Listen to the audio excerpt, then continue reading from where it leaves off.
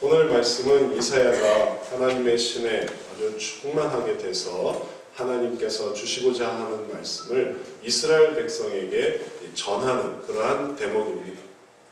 주 여호와의 신이 내게 충만히 임하사 나에게 이스라엘 백성의 선지자였으니까 그들에게 아름다운 소식을 전하게 하려 하신다라는 것이 바로 시작이었던 것입니다. 그러면 정말 이 아름다운 소식이 무엇일까? 이사야가 전해주는 게 아닙니다. 하나님이 이사야를 통해서 이스라엘 백성에게 전해주시는 것이었습니다. 이게 얼마나 아름다운 소식인가? 그것을 알려주기 위해서 하나님께서는 이사야로 하여금 하나님의 신으로 충만하게 했던 것입니다. 왜냐하면 딴소리 못하게 하나님의 신에 딱 충만하지 않으면 또 자기 얘기할까 봐 자기가 어떻게 살았는지 얘기하고 이건 이래야 된다고 생각하고 저건 저래야 된다. 그건 그 사람의 삶이지 하나님의 삶은 아니지 않습니까? 사람이 다 자격이 다 다른 삶을 살아갑니다. 그래서 딴소리 그만, 자기 얘기도 그만, 자기 자랑도 그만, 오직 하나님 얘기만 전해서 하나님의 그 전하고자 하는 게 완전히 전해질 수 있도록 그렇게 하나님께서 그를 탁 사로잡았던 것입니다.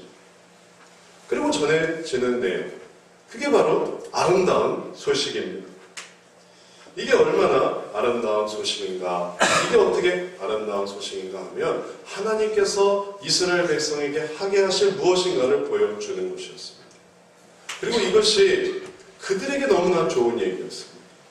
하나님께는 너무나 영광되는 것이었습니다. 그리고 그것이 아름다운 소식이 이제 설명되어지고 있습니다. 이제 이후에 1절 하반절에서 이어지는데 나를 보내사 마음이 상한 자를 고치며 포로된 자에게 자유를 갇힌 자에게 노임을 전파하며 여호와의 은혜의 해와 우리 하나님의 신원의 날을 전파하여 모든 슬픈 자를 위로하되. 벌써 여기까지만 들어도 너무 아름답지 않습니까? 너무 아름다워요. 하나님께서 이런 일을 하시는구나. 이런 일을 통해서 슬픈 자를 위로하시는구나. 이게 너무 좋은 소식인 거예요. 근데 여기서 끝나지 않습니다. 슬픈 자를 위로해서 울지 말라고 하고 힘내라고 하고 이 고통은 이제 끝이 난다고 얘기해주고 이제 당신이 너무나 괴롭고 어려웠지만 이제 변화될 것이라고 하나님이 얘기를 해주신다는 것이 이사야를 통해서. 근데 여기서 그치지 않습니다. 3절에서는 시온에서 무릇 시온에서 슬퍼하는 자에게 화관을 주어 그 죄를 대신하며. 그 전에는 머리에 죄를 뿌렸단 말이에요. 나는 이 죄 가운데 있습니다. 내가 죄 가운데 너무 괴로워합니다. 근데 이 죄를 뭘로 대신하냐면 화관으로, 멋진 꽃 면류관으로 대신하게 하시고 희락의 기름으로 그 슬픔을 대신하고 찬성의 옷으로 그 근심을 대신하시고 그들로 의의 나무 곧 여호와의 심으신 바 그 영광을 나타낼 자라 일컬음을 얻게 하려 하심이라. 한마디로 말하면 슬픔을 기쁨으로 바꾸신다는 거예요. 슬픔이, 예전에 그 근심이, 예전에 그 괴로움이 하나님이 그들에게 오셔서 희락으로, 기쁨으로, 즐거움으로 대신하게 하신다는 것입니다. 그리고 그게 끝이 아닙니다. 더 나아가서 이로 인해서 하나님의 영광을 나타낼 자로, 그냥 기뻐하나 보다, 그냥 즐거워하나 보다가 아니라 사람들이 보면서 저게 하나님의 영광이 있나. 하나님의 영광이 하나님으로 나타나는 게 아니라 사람을 통해 나타나는 거예요. 그가 그렇게 근심했었다가, 그가 그렇게 절망했었다가, 그가 그렇게 낙심했었다가, 그가 그렇게 기뻐하고 즐거워하고 그리고 면류관을 쓰고 화관을 쓰고 그리고 이 희락의 기름을 누리게 되는 걸 보면서 나도 하나님 믿고 싶어. 나도 하나님 믿고 싶어. 어떻게 하면 저렇게 될 수가 있지? 정말 하나님은 놀라우신 분이다. 그 영광을 나타낼 자라고 말씀이 되게 만드신다는 거예요.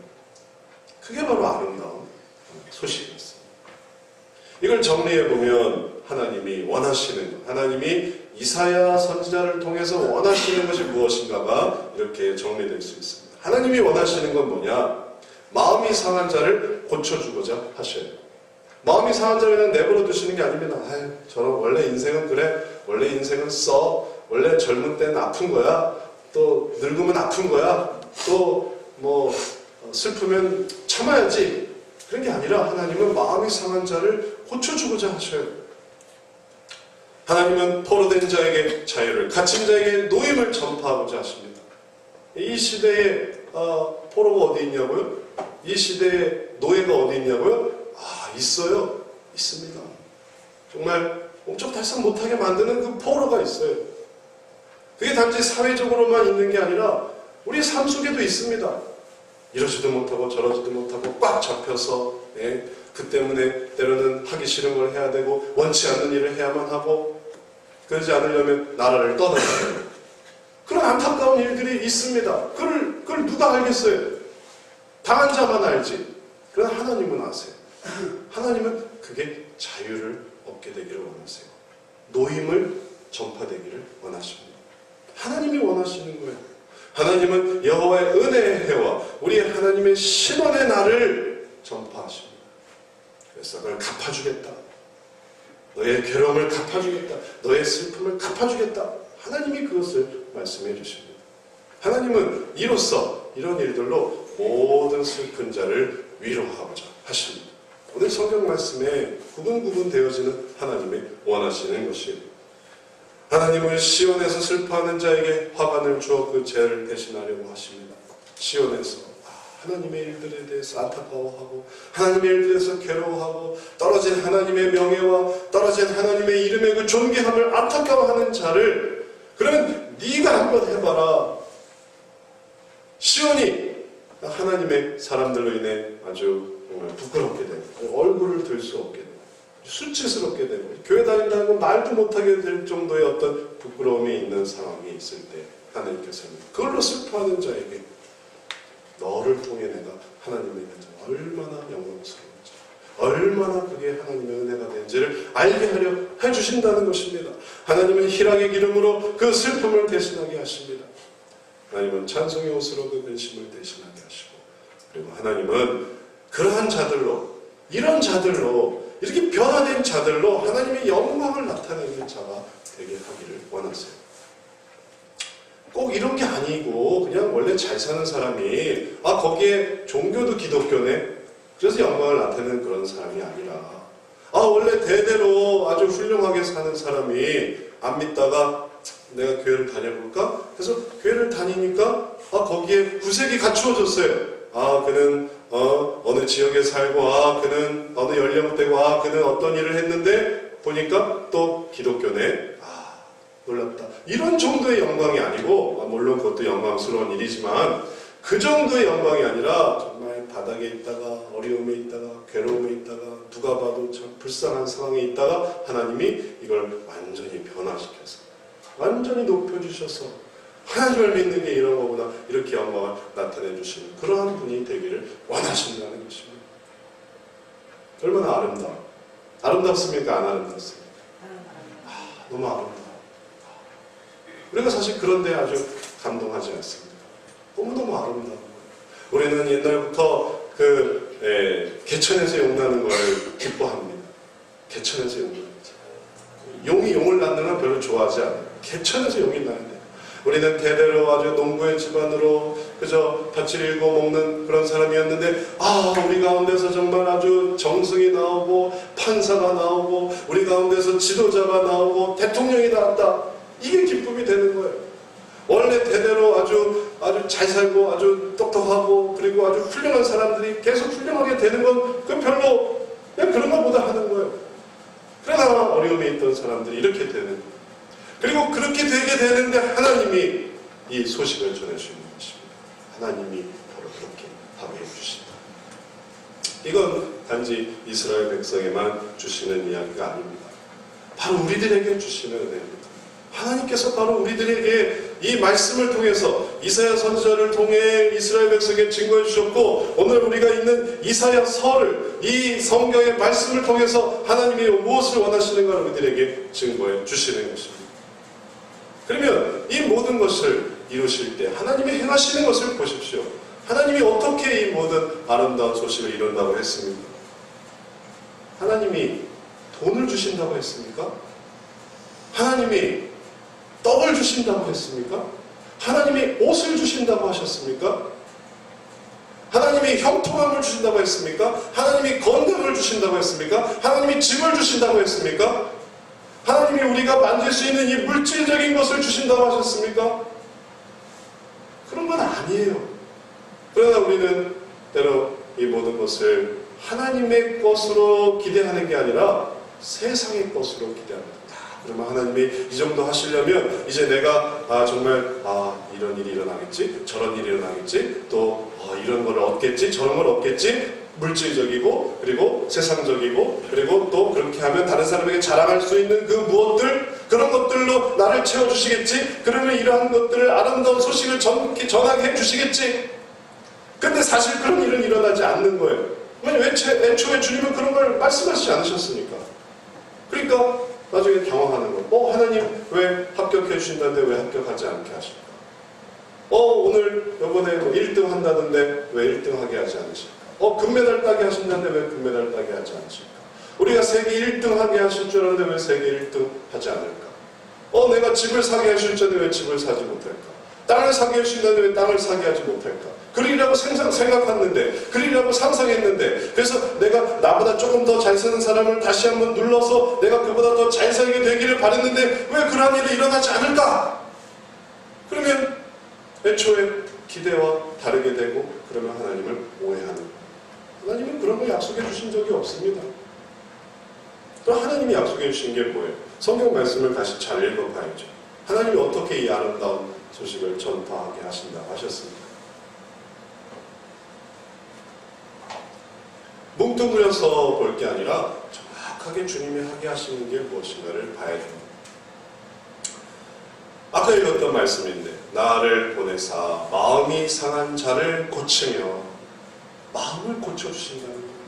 그 쓴 마음, 괴로운 마음, 들이받고 싶고 포기하고 싶고 그만두고 싶고 다 절망감에 혹은 두려워하고 하기 싫어하고 그런 마음이 상했어요. 나 안 해. 마음이 상했어요. 기분 나빠.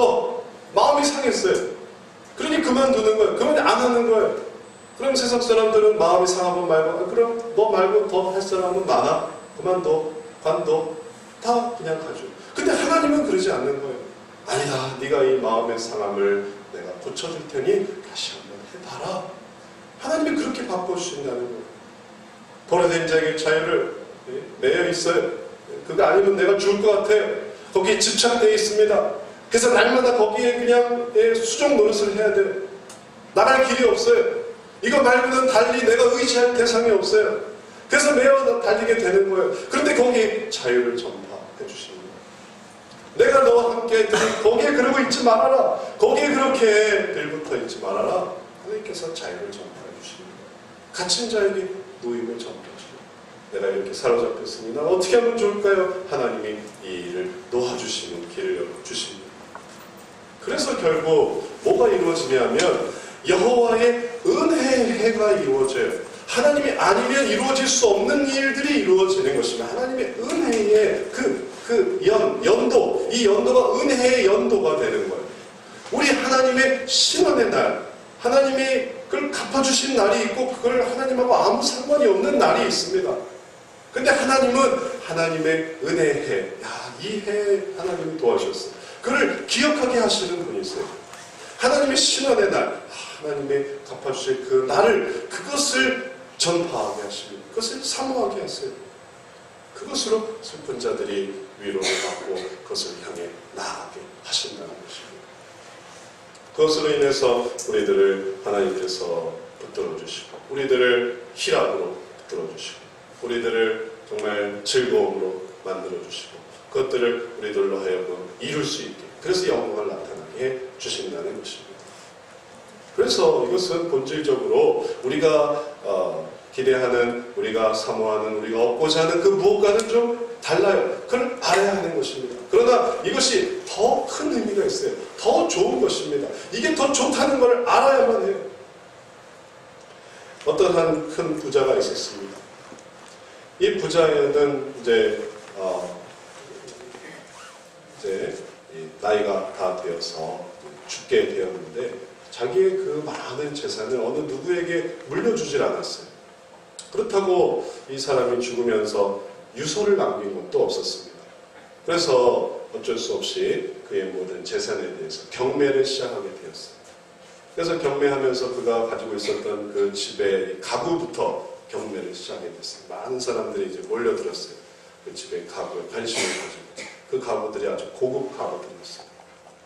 그래서 사람들이 이 가구는 정말 귀한 건데, 이 가구는 좋은 건데, 이 미술품은 참 좋은 건데, 전 미술품은 좋은 건데 하면서 경매를 진행해 나갔는데, 이상하게도 아무도 이 부자의 아들을 그린 초상화에는 관심을 갖지 않았어요. 왜냐하면 그건 가치가 없었거든요. 그 초상화는 그냥 아들을 그렸다는 것 외에는 아무 작가든 혹은 모습이든 너무 볼품이 없었습니다. 근데 그 아들은 이 아버지가 사랑했던 아들이었어요. 어렸을 때 죽었습니다. 그리고 이 아버지는 그 아들을 초상화를 보면서 늘 그렇게 살아왔었어요. 근데 아무도 그 관심을 갖지 않는 거예요. 그들이 관심을 가졌던 건 이 부자가 남긴 고급스러운 것들, 돈이 되는 것들에만 관심을 가졌어요. 그래서 이 경매는 유찰되나 보다 했는데 어느 한 나이 많은 어떤 부인이 자기가 그 그림을 사겠다 신청을 했습니다. 비록 좀 돈이 나갔지만 하여튼 그 그림을 그 부인이 낙찰을 받았어요. 사람들이 물어봤어요. 아니 왜 그 그림을 사십니까? 그 그림 뭐 화가도 별거 아니고 그 그림 뭐 좋은 것도 아니고 고급스러운 것도 아닌데 왜 그 그림을 사십니까? 물어보니까 이 부인이 대답하는 거예요. 내가 사실은 이 집에서 예전에 가정부로 있었다. 그래서 이 아들을 이 주인님의 아들 이 아들을 내가 키웠는데 내가 참 그 아들을 사랑했다. 근데 그 아들이 죽게 돼서 난 너무너무 마음이 아팠다. 그래서 이제 그 아들의 그림을 내가 이제 소유하고 간직하면서 그 아들을 정말 생각하고 싶다. 그런가 보다 해서 가지고 갔어요. 그리고 이 부인이 자기 집에 그 초상화를 가지고 와서 이 그림을 이렇게 보면 뒤에 좀 뭉툭한 게 뭐가 붙어 있는 거예요. 그래서 이게 그림의 이 뒤에 이게 도대체 뭐지 하고 이렇게 딱 뜯어보니까 거기에 유서가 나왔어요. 이 유언장에는 뭐라고 쓰였냐면은 내가 사랑했던 이 아들의 기억을 간직하고 있는 사람에게 나의 모든 재산을 물려준다 하는 유서가 있었던 거예요. 이 부인이 전 재산을 다 물려받게 되었어요. 이 부자는 그 아버지는 그 아들을 정말 사랑했던 것입니다.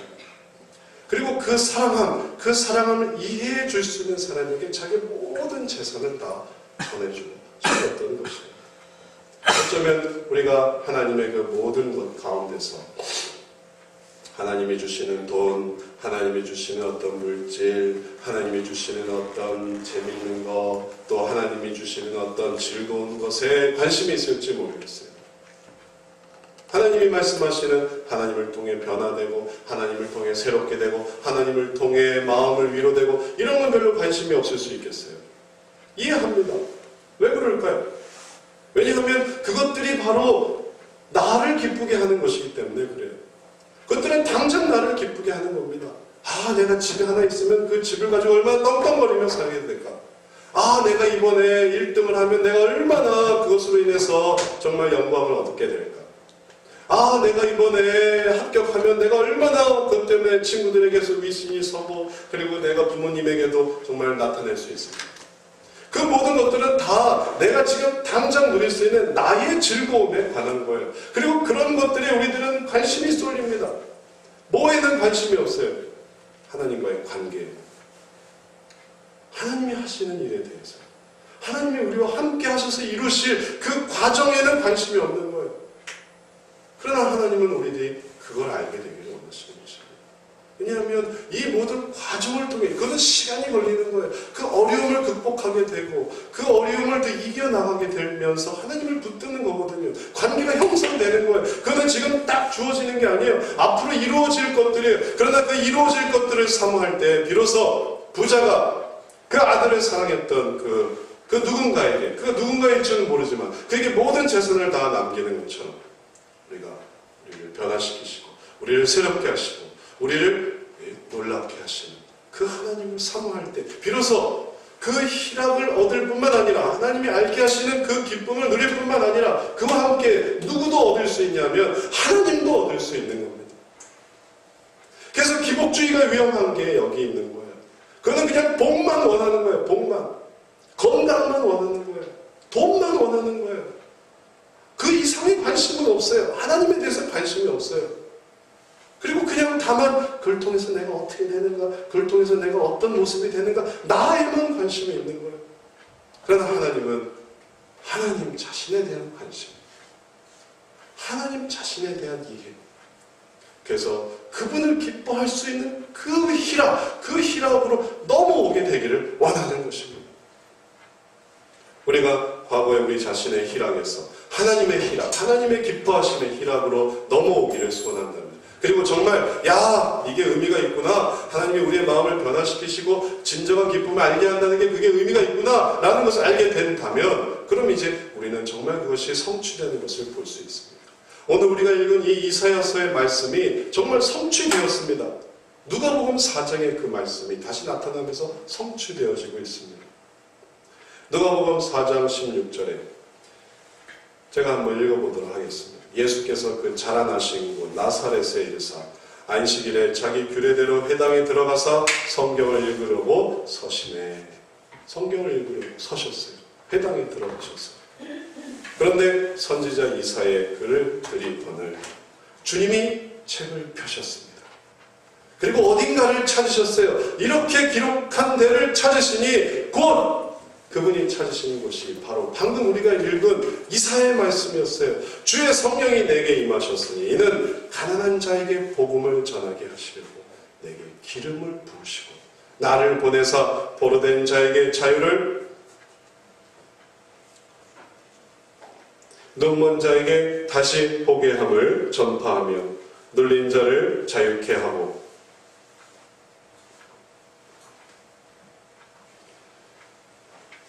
주의 은혜의 해를 전파하게 하려 하심이라 하였다. 하나님의 말씀이 온전히 나타나게 되었습니다. 화면을 좀 바꿔주세요.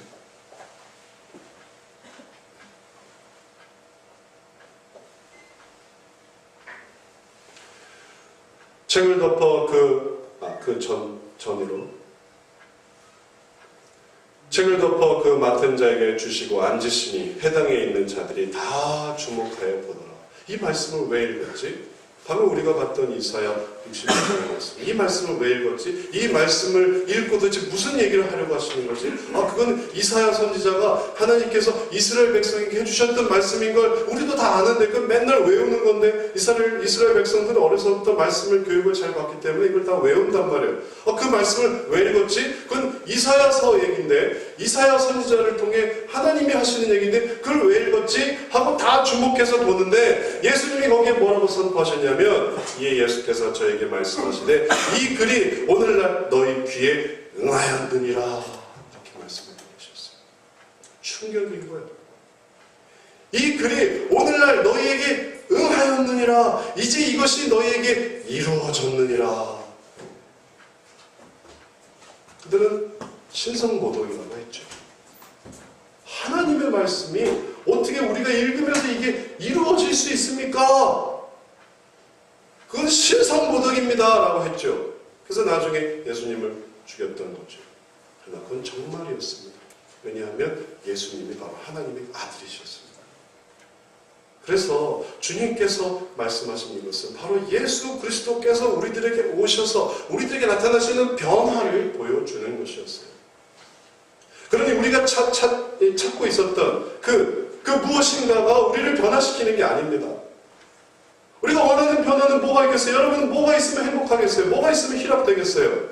아까도 말했듯이 합격하면 행복하겠죠. 합격하면 행복해. 집이 없는 사람, 집 사면 행복하겠죠. 이사 못한 사람, 이사하면 행복하겠죠. 또 뭐가 행복하고 우리를 즐겁게 하는 게 뭐가 있겠습니까? 금메달, 우리나라 선수가 금메달 따면 행복하겠죠. 우리나라가 세계 1위가 되면 행복하겠죠. 우리 GNP가 더 성장하면 행복하겠죠. 내가 연봉이 더 높아지면 행복하겠죠. 그건 다 자기 자신의 희락입니다. 주님이 말씀하시는 이제 이 말씀이 너희에게 이루어졌느니라. 또는 예수님이 오셔서 행복하게 되는 거예요. 예수님이 계셔서 행복한 거예요. 다른 건 변화된 게 없어요.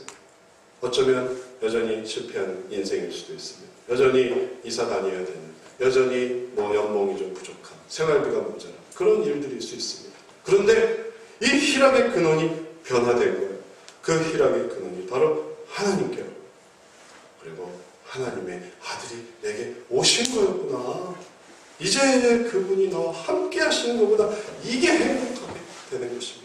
그래서 주님께서 누가복음에서 이 말씀이 이제 너에게 이루어졌느니라 라고 할 때 이 말씀은 예수님이 너희에게 오셨으니까, 내가 너희에게 왔으니까 이제 나와 함께 너희의 마음이 자유를 얻고, 나와 함께 너희 마음이 소망을 얻고, 나와 함께 너희 마음이 기쁨을 얻고, 나와 함께 너희 마음이 새로운 삶을 얻으리라. 예수 그리스도의 동행이 바로 우리들의 희락임을 주님이 말씀해 주셨던 것입니다. 그렇기 때문에 우리들은 이 희락을 깨달아야 됩니다. 하나님의 희락. 그 희락을 알 때 우리가 믿는 예수님의 가치를 알게 됩니다. 물을 먹으면서 목말라 하는 사람이 아니라 이 물이 나의 마음을 정말 채우는 것을 알게 되는 것입니다. 밥을 먹으면서 배고파. 주님이 옆에 있지만 두려워. 주님이 함께 하시지만 어떡하지. 주님이 옆에 계시지만 난 이제 죽었어.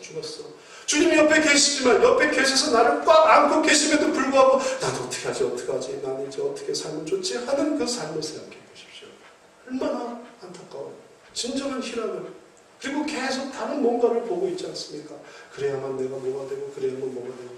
그러나 주님은 이미 우리들에게 오셨습니다. 우리가 모시고 있는, 우리가 알고 있는, 우리가 믿고 있는 그 예수님과 함께 할 때에 이제 이 모든 것들이 우리들의 마음이 변화되고, 걱정할 것이 없지, 근심할 것이 없지, 하나님이 함께 계시지, 내가 하나님을 의지하면 되지, 하나님께서 극복하게 하시지, 내가 올라가면 되지, 다 해결해 주실 거야 라는 마음을 갖게 돼서 이제 이 놀라운 기쁨이 생기는 거예요. 그게 바로 예수님을 통해 우리에게 이루어지는 것입니다. 주의 말씀이 우리들에게 이러한 진정한 희락을 계속 말씀해 주시고, 그 말씀을 계속 우리들에게 설명해 주실 때 우리가 이것을 받아들이는 게 중요합니다. 그러면서 우리의 속이 변화되는 거예요. 우리의 심령이 변화되는 거예요. 우리의 가치관이 변화되는 것입니다. 이게 당연한 거지만 어떤 사람들은 어떻게 하냐면 이렇게 말씀을 주심에도 불구하고 이게 정말 맞는지 안 맞는지를 누구에게서 얘기를 들으려고 하냐면 또 나가서 얘기를 들으려고 해요. 오늘 교회 갔다 왔는데 예수님의 희락일 때, 하나님의 희락일 때 그걸로 우리가 기뻐해야 되는데 당신은 어떻게 생각하세요? 근데 그 사람이 불신자. 당신의 생각, 너는 어떻게 생각하니? 어떻게 생각하세요? 선생님.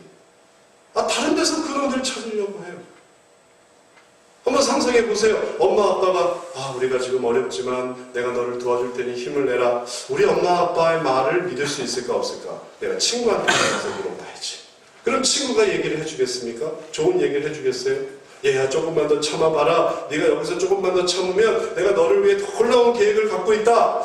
내가 지금 부모님한테 속는 게 아닐까? 그걸 다른 사람한테 물어보면 다른 사람이 뭐라고 얘기를 해주겠습니까?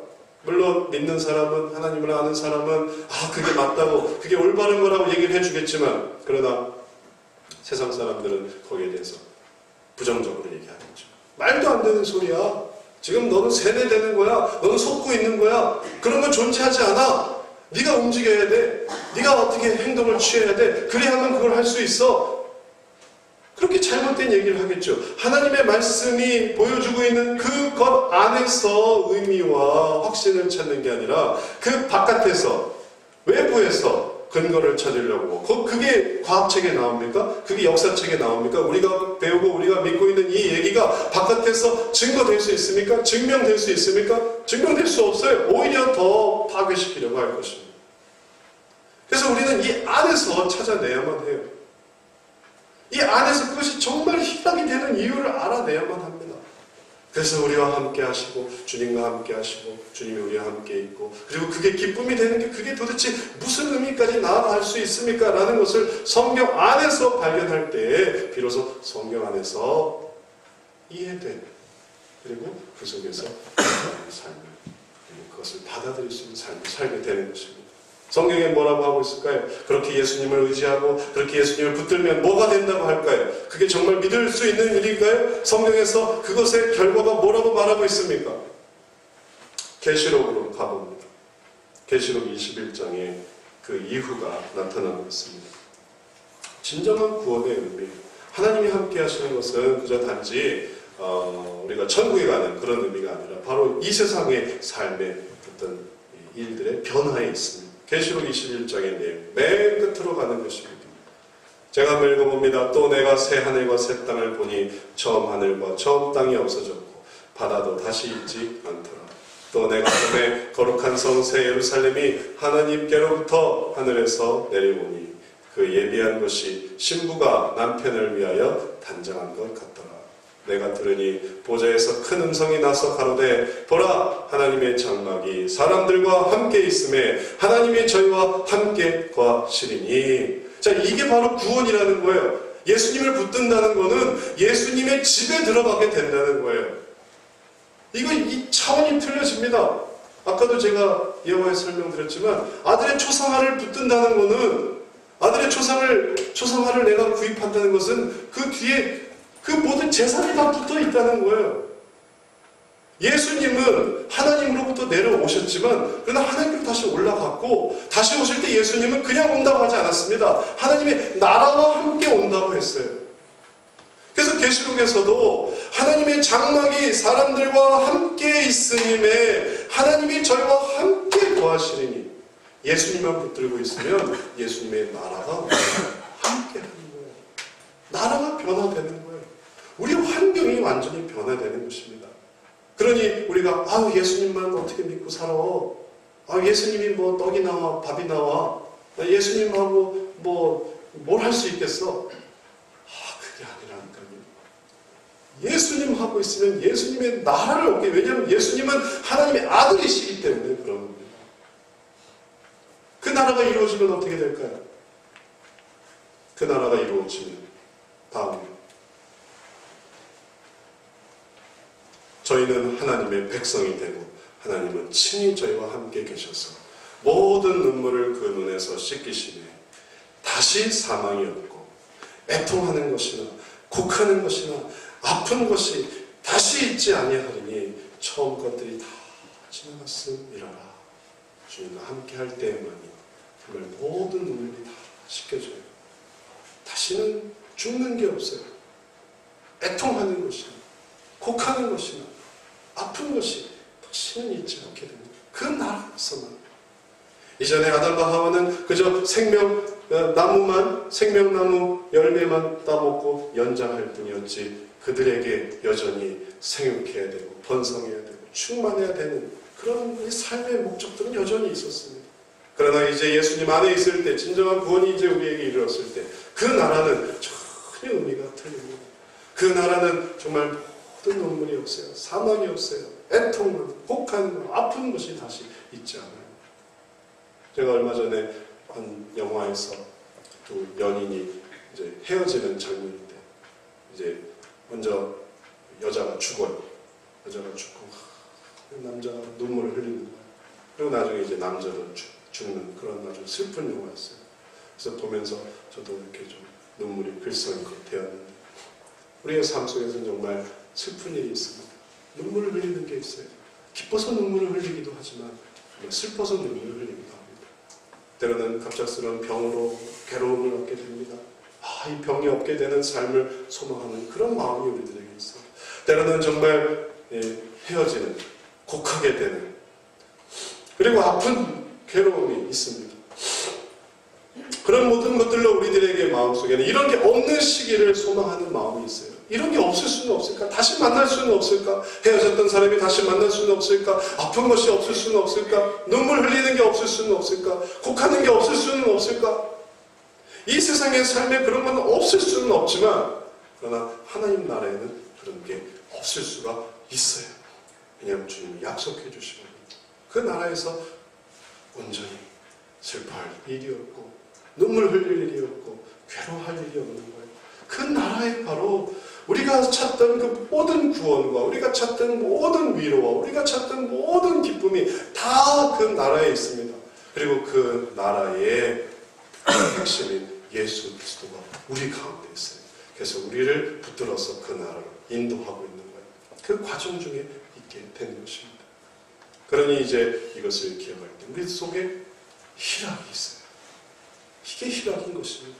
그냥 천국 가는 게 아니에요. 하나님의 진정한 희락, 우리가 그 나라로 가게 되는 희락, 그리고 그 날이 오리라는 그 희락, 그리고 그 희락을 바라보면서 우리가 주님을 붙들 때 이제 걱정할 일이 없어요. 이제 근심할 일이 없어요.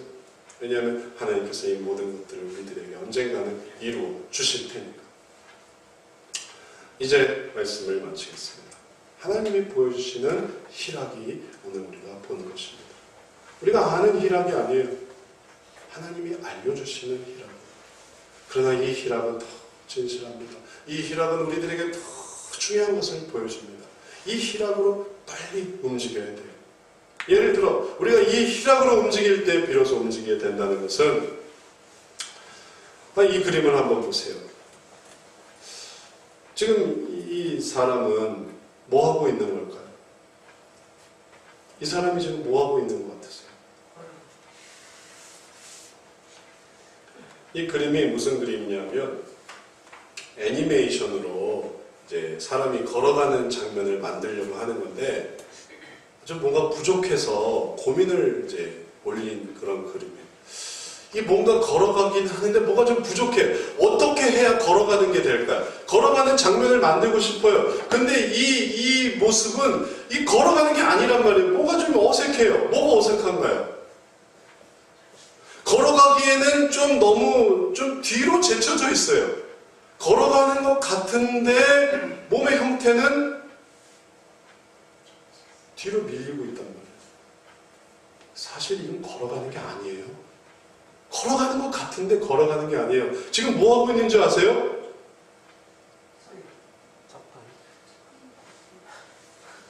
이게 사실 이걸 만든 사람의 고민이었는데 이게 지금 뭐 하고 있는 줄 아세요? 사실은 뒤로 가고 있어요. 걸어가는 거를 만들려고 하는데 뒤로 가고 있다고요. 좋아지는 줄 알았는데 더 안 좋아지게 되고 있다고요. 주님을 믿으면서 한번 생각해 보십시오. 우리가 주님을 믿으면서 희락이 생겨나야죠. 이게 희락이 돼야죠. 이게 기쁨이 돼야죠. 그래야 모든 걸 할 수 있으면, 왜냐하면 그게 기쁜 일이니까. 우리가 어제도 우리 유초동부 영민연부 데리고 야유회를 갔는데 하나님의 나라를 이루는 게 우리가 기쁨이 되기 때문에 그게 기쁜 거예요. 그렇게 기쁠 때는 다 기쁜 겁니다. 그러다 그 일을 하면서 슬픔이 될 수도 있어요. 아, 귀찮아. 아, 날 이렇게 피곤하게 해. 아, 날 힘들게 해. 그러면 그걸 하면서 그게 슬픔이 되는 거예요. 교회에 나오는 걸 생각해 보세요. 아, 나를 귀찮게 해. 아, 나를 힘들게 해. 교회를 나오긴 나오는데 나오면서 뭘 하고 있냐면 똑같이 다리를 움직이는 것 같아도 그는 뒤로 가고 있는 거예요. 오늘 우리가 예배를 드리면서 우리는 앞으로 하나님의 희락을 향하여 나아가고 있습니까? 아니면 뒤로 가고 있습니까? 이전보다 더 신앙이 나빠졌네. 이전보다 더 세상의 희락을 더 사모하네. 그러면 다 앞으로 가고 있는데 자기는 뒤로 가고 있는 거예요. 안 됩니다. 하나님의 희락으로 나아가야 돼요. 그럼 이제 한번 바꿔보세요. 이게 어떻게 해야 될까요? 어떻게 해야 나는 왜 자꾸 뒤로 걷죠? 남들은 다 앞으로 걷는데 왜 나만 이렇게 분명히 다리는 움직이고 있는데 나는 왜 이렇게 뒤로 걸을까요? 이 그림이 어떻게 해야 앞으로 갈 수가 있겠습니까?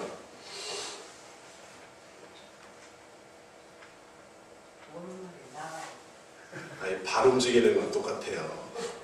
어떻게 해야 되겠어요? 왼쪽 다리를 좀 앞으로 빼고 왼쪽 다리를 빼고 오른쪽 다리를 걷는 것은 다 비슷합니다. 더 중요한 걸 보세요. 앞으로 나가게 하려면 몸이 앞으로 나가야 되겠네요. 몸이 쏠려야 되는 거예요. 몸이 쏠려야 돼요. 그래서 다리와 이 방향이 좀 더 앞으로, 그러면 내가 앞으로 가게 되니까 그래서 앞발을 딛는 거예요. 걷는 게, 그래서 우리가 걷게 되는 건 뒤로 하면 자연히 뒤로 걷게 돼요. 앞으로 가려고 하니까 앞으로 가는 겁니다. 하나님의 희락에 대해서 우리가 받으려고 할 때, 내가 그 희락을 사모하려고 할 때 우리는 앞으로 나가게 됩니다. 의지를 가질 때, 방향성을 가질 때, 오늘 말씀을 듣고 그 희락을 사모하시 여러분 되시기를 축원합니다. 그러면 앞으로 나가는 거예요. 그럼 하나님이 우리 손을 잡아줘요. 예수님 그 희락을 사모합니다. 제가 지금 정말 죽을 것 같아도 예수님 희락 붙들 줄 믿습니다. 그러면 이제 예수님 끌어주고, 그럼 이제 앞으로 나가네. 그럼 하나님이 또 옆에 어깨를 잡아주세요. 하나님, 자, 걱정하지 마라. 내가 너와 함께 있으니 가게 되는 거예요. 그러면 한 분 남았죠. 성령님은 뭐 하시겠어요? 성령님은 뒤를 밀어주세요. 괜찮아. 앞으로 나가. 그 희락으로 나가라. 그럼 이제 예수님 손잡아 주시고 하나님 어깨 잡아 주시고 성령님은 뒤에서 밀어서 꿈쩍도 안 했던 그 이 한 사람이, 자기 희락을 향해서 찾아가려고 했던 그 뒷걸음치던 그 사람이 이제 진짜 희락을 향해, 구원의 희락을 향해 조금씩 앞으로 나아가게 되는, 비로소 놀라운 일이 시작이 되는 것입니다. 오늘 이 말씀을 통해 하나님의 희락으로 함께 나아가시는 여러분 되시기를 축원합니다. 뒷걸음질 치지 말고 세상 일을 바라보지 말고 정말 너무 허무한 것입니다. 하나님이 보이시는 성부, 성자, 성령께서 보이시는 온전한 희락으로 나아가서 그 나라를 사모하고 하나님과 함께함을 기뻐하고, 그래서 정말 눈물을 닦고 소망으로 채워지는 저와 여러분 되시기를 주의 이름으로 축원합니다. 사랑의 하나님, 우리가 너무나 이 세상 살면서 눈물 흘릴 때 많습니다. 또 애통할 때 많습니다. 곡할 때도 많습니다. 그러나 주님이 그 모든 눈물을 다 씻기실 날을 우리들에게 약속해 주시오니 그 날을 바라보며 나아가게 해 주옵소서. 눈물을 흘리며 씨를 뿌리기는 하는데 기쁨으로 거둘 것을 알지 못하면, 믿지 못하면 그 모든 시간들이 얼마나 더 큰 괴로움이 되겠습니까? 이제 주의 희락을 사모하며 주께서 이루실 그 모든 일을 사모하며 이제 우리가 한 걸음 한 걸음 나아가기를 원하오니 하나님, 우리를 밀어 주옵소서. 우리를 당겨 주옵소서. 우리를 붙잡아 주옵소서. 우리의 무게 중심이 조금 더 주님께로 향할 수 있도록, 그래서 나아갈 수 있게 해주시고 그 진정한 희락을 누리는 우리 모두 되게 하여 주옵소서.